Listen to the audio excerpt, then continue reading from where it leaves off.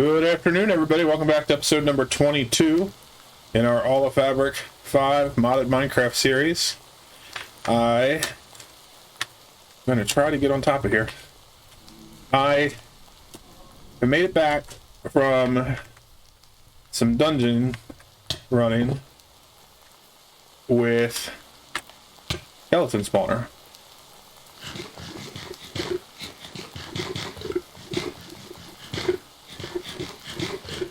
I'm going to add it to our farm here, but I need to get up to the top. Let me get a pathway up for that.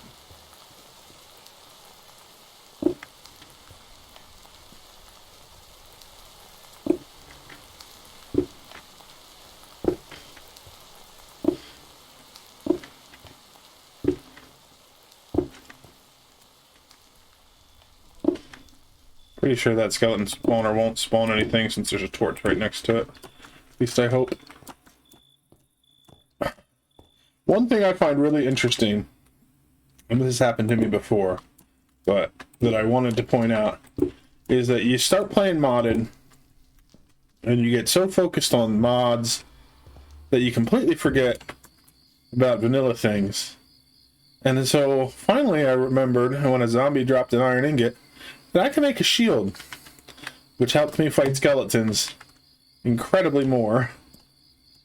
I always find it funny. Well, I can... Okay. Moving pretty quick. I thought maybe I didn't grab it. Okay, so let's set this right over here for now. Again, it's right next to a torch, so I think we're okay. So... where is our spawner? It's right on this block. Is that right? Yeah, it looks right. We may have some trouble here. We aggroed some blazes in there, I think. Let me think how I want to get in there. I think the best thing I can do, have some blocks ready, drop down in while shifting so I can get rid of the vector plate and build back out. But I may die in the process. Actually, you know what? I can... Totally forgot that I have the ability to teleport. Okay, but I'm not going to be able to do that when I come back in with the skeleton spawner. So let's build up like this. And need some space here. Still have a bunch of junk that I got while I was out caving. And we're going to grab this. Stupid blaze.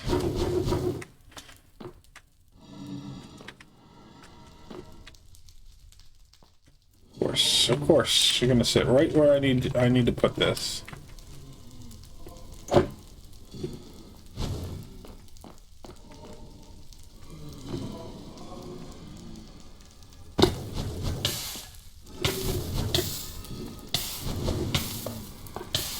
Okay, that'll get me a chance to heal. So now we need our vector plate ready. Okay,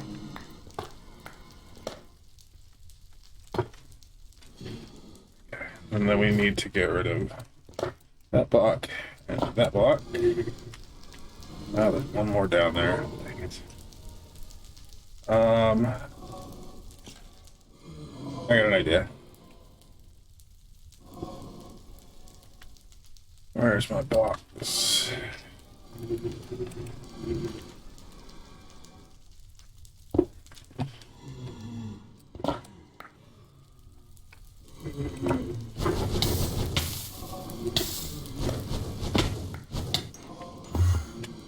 Yeah, I made it out. Okay, so now we have skeletons spawning in there too. I can get up on the roof.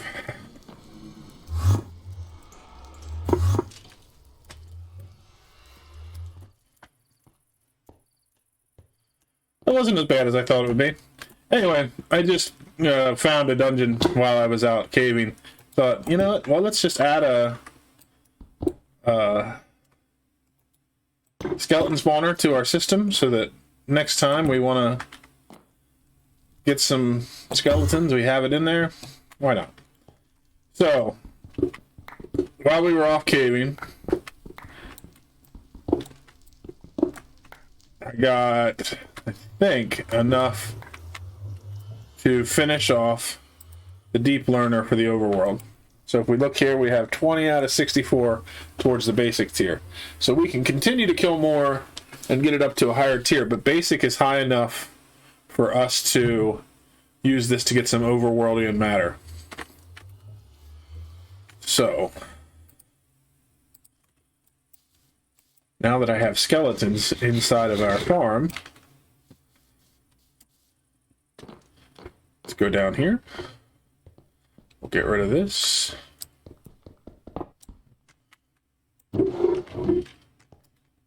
So we're close enough right here that we should be spawning stuff in. Hopefully. Maybe.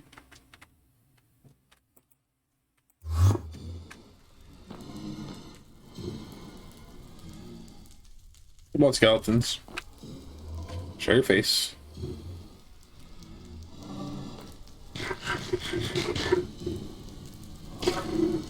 There we go.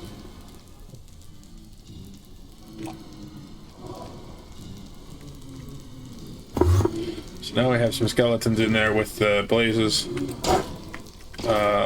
Need to make sure I have this one on bar.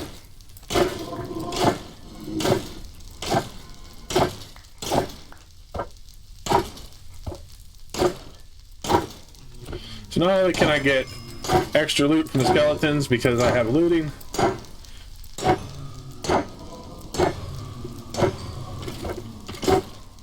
they're going to keep spawning in there, and every time I kill one, I get more in my deep learner for the overworld.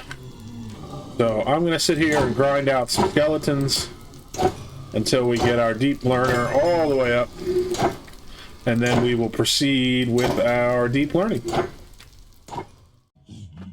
I'm here in the Nether. I was over in our mob farm in the overworld, and I was thinking if I can manage to get a couple of gas tiers, which I just got one here, I can create a nether data model. And so while I'm killing the skeletons, I can also be killing blazes, which will get me further in our goal. We did get a bunch of magma cubes killed, so now we are beyond the basic tier on that. We can get slime spawning in our simulator. We still need to do zombies and skeletons. I don't quite understand why the skeletons aren't counting. I guess they only count for one, and I still need them for this one. I guess if I take the overworld one out, the skeletons and the zombies will count. Not quite sure. I wonder, actually, the zombie data model. I don't know if zombie piglins would count, or zombified piglins count for that. Zoglins do. They do. So let's test this right now. We'll take the overworld data model out. So now the zombies are here. So if I kill these zombified piglins, of course I'm going to have to try to kill them without them falling off. So I need to make sure... I really got to fix that issue with the buttons.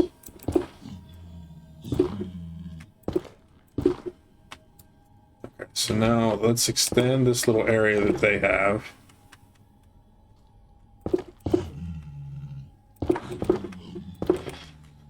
Find it ironic that I am trying to make it so that they have a safe place to stand so that I can murder them. Oh crap, oh crap.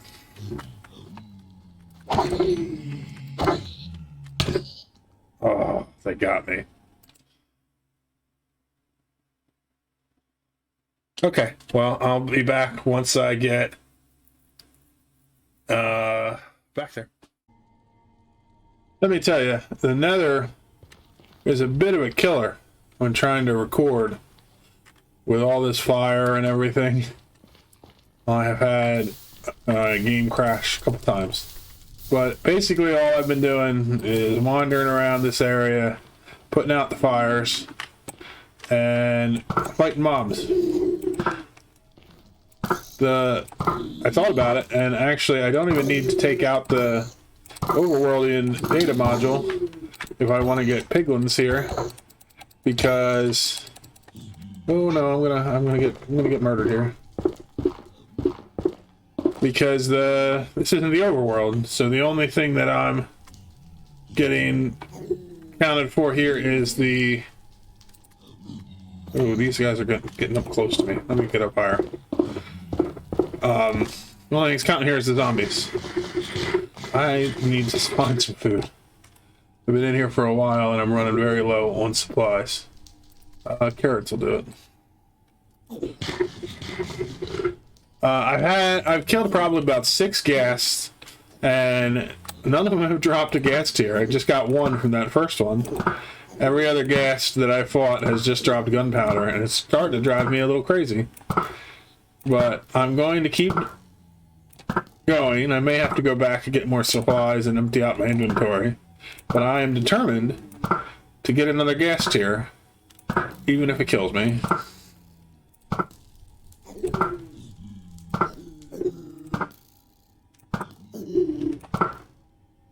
I have a whole bunch of spectral arrows I got out of random chests. So that's why they're getting highlighted as I kill them. So now I'm out of arrows. Great. So if we check out our deep learner, with our zombie data model is now up to 24 as well. So I can just get that freaking ghast here so that I can get the nether one. We'll have several different data models to use in our simulation chamber once we get it set up. But it looks like I am going to have to head back, drop off some supplies, and then come back out to try to get another ghast. Maybe I'll get lucky and on the way back in we'll get one. But we will get one way or another. Took me quite a while, but I got another ghast to spawn and I got another ghast here. So I'm using that to make another data model for nether. So if we go to our deep learner and put that in here, we go up to here, I'm going to continue to grind away at our mob spawner here. I just want to make sure that that data model is working with the blaze. So let's get a couple killed here.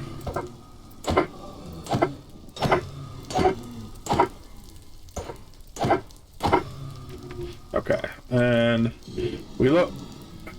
We can see data 3 out of 16. We're still working on that one. The other two here, or the zombie one, we've gotten up high enough. The skeleton we will work on as soon as we get the overworld maxed out.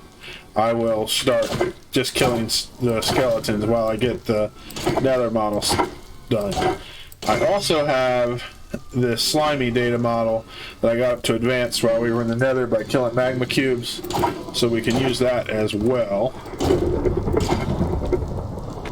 The game sounds here are a little too loud. Let me turn them down a bit. That's better.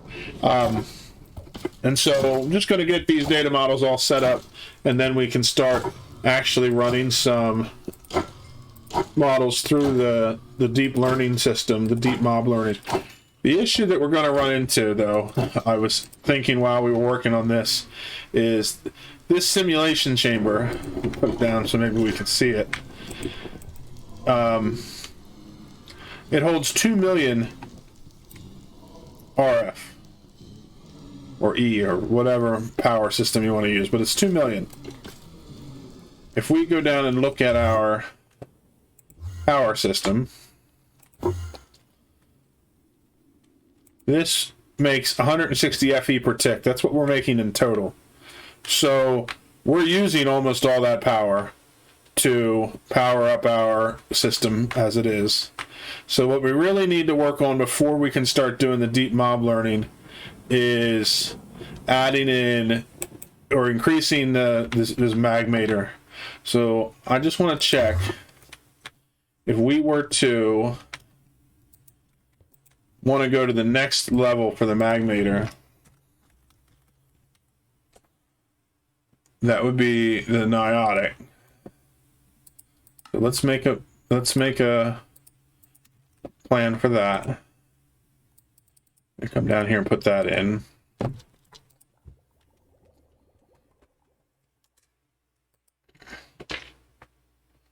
Let's see. Do I have? I have the pattern in for that. So let's see what it would cost us to make one of these. Oh, we have everything we need for it, including the diamonds. My concern is that it's going to take a lot of our power. So let's go up and take a look at our power system and see how it's coping, trying to make all the stuff it needs to make. Right now we're doing okay. Is this keeping up with power? Yeah, but we're just doing the energized steel. I think that we'll be okay. It's just going to take a long time to make all the things we need to craft, because it's going to have to make the energized steel. It's going to have to make the blaze stuff. It's going to have to make the niotic stuff. So it's just going to take a good amount of time. It's not going to kill our power. I did already swap to another tank of lava. One thing I figured out, I was thinking in my head that this oil drilling rig, I don't know if I have it in here yet. I think I made it, or I can make it one way or the other. I was thinking it was like a pump where you get lava. But if we look here, the way that it works is that we put in brass drill heads, and it has a chance of getting lava from mining into the bedrock. So this doesn't work as the way I was thinking. I haven't looked around yet. I wanted to find out if there is a pump in this pack that would be able to pump lava. This one might be able to do it. We could try it. But so that's something we need to work out. We need to figure out a way to sustain this power system, because even if we get this finished crafting another generator to add to it, and we increase the amount of RF we can produce, if we don't have a sustainable source of lava, we're going to end up running very low on our or we're going to burn through the lava very, very quickly. So that's something I'm going to think about while I work on just grinding out this data model. I'm not going to get them all the way up. I just want to I better have it on my hand if I want to do it. I just want to get the nether data model to the point where we can start using it. And then we'll work out the power issue, and we'll get some simulations starting to run by the end of this episode. I've gotten our deep mob learning simulation chamber set up here. We did have to upgrade our power system. I'm going to show that off in our next episode because there's just way too much to show in the brief time I have left here.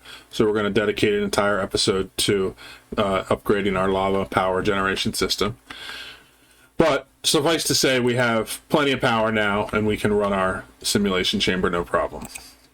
So the way that this works is the data models that we have gotten, and some of them we got to advanced already, some of them we had at basic tier. You put those into the simulation chamber, you add polymer clay. Every time you run it, it runs a simulation where it's simulating attacking that type of mob. And it's guaranteed to give you overworld matter, or the type of matter based on what type of mob you are fighting, and you have a chance at getting pristine matter. So let's take those out of here. I've run quite a few while we were testing, and so the two different things that you get are either the overworld or the hellish matter, and then your chance at pristine matter. So the overworld matter is used to craft specific mob drops. So we can use that in our autocraft system as long as we have overworld matter and these ingredients, we can get these items. So it expands to different things we can get. Good example is that having one piece of bone meal and overworld matter gives you 22 bones. So basically overworld matter can now become infinite bones as long as you have bones. different things like that. You can just multiply your mob drops. The other thing you can do is you can take the pristine matter and use it in our loot fabricator, which you actually need the pristine matter and some other items to craft it. But once you have the loot fabricator, you just throw in any of the types of pristine matter, and you get drops from those specific types of mobs.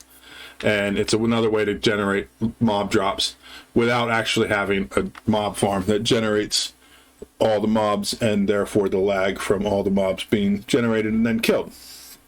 So, the last thing that you do is when you use these data models, you can combine them with a trial key to get a specifically bound trial key for that type of mob, and then you use that with a trial keystone to generate a fight where you fight wave after wave of that type of mob. And at the end, you get rewarded with, see if I can bring it up from here directly. Here we go. So you get rewarded by fighting all the waves, plus I believe there's a boss at the end of each wave or each trial that gives you these physically condensed matrix fragments and the type of pristine matter for the type of mobs that you fought. And it is based on what tier of fight you did in the trial. So we may end up making more data models just so we can fight some of the lower tier trials instead of having to fight the hardest ones. But we'll see. These physically condensed matrix fragments are used to make glitch ingots, which are then used to make the armor upgrades from deep mob learning, which can further be upgraded using our matter condenser to have different traits and different tiers. The final thing is that this zombie data model currently has 93 out of 192 data. We can increase that by fighting zombies while it's in our deep mob learner or deep learner, or we can leave it in here, and every time it goes through another iteration, it has a chance of the data increasing. So you can see that now it's 94 out of 192, and as it finishes another iteration, it'll run through again, and now it's at 95. So leaving it in here to generate mob drop or overworld matter and pristine matter will eventually increase it to the maximum tier. So those are the things that we're currently using deep mob learning for to generate some mob drops for us. We will get into that some more and do some of the trials in another episode down the road once we're a little more prepared for it. And like I said, next episode we're going to go over the power system and actually finally automate our lava production so that our power is solved for quite a while. The other thing that I want to do in a future episode is that in between, while I was working on stuff, I've built a bunch of machines that just used a lot of steps from auto crafting. And so all the steps were basically just generating the different recipes and letting the system craft the things I needed. Wasn't exactly entertaining footage. Once we get a bunch of these finished, I'm going to move them into their more permanent home and get our wiring set up, and we'll do that together, and we will go through what each machine does and possibly upgrade them to higher tiers to improve their speed and what they can do. One of those machines is I finally have a quarry set up, so we're getting a chance to get resources without actually mining. So we're letting that run in the background, and we'll keep an eye on it. So I hope you enjoyed this episode. I think that we got most of the basics for deep mob learning covered, and we'll get into the more advanced stuff later. But I will see you in the next episode. Bye-bye.